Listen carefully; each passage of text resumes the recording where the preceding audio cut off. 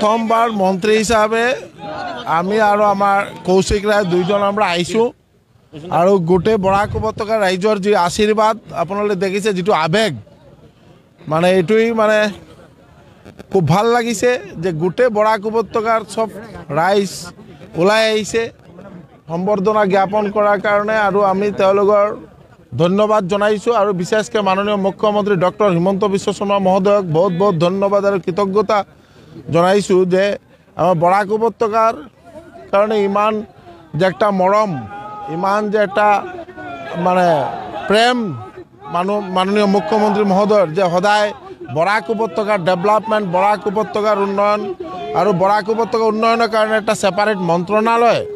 করা হয়েছে যেটো দায়িত্ব মাননীয় মন্ত্রী কৌশিক রায় মহোদয়ক দেওয়া হয়েছে আর আমি কৌশিক রায় গোটে আমরা দুই মন্ত্রী একেলগে কাম করিম যাতে বরাক উপত্যকা গোটে অসমৰ ৰাইজৰ উদ্দেশ্যে যাতে ভালকে কাম করে যাব পারো গোটে অসম যাতে এটা উন্নতির এটা চরম শিখরে যাই পৌঁছে পায় এটার কারণে আমার মাননীয় মুখ্যমন্ত্রী মহোদয়ের যেটো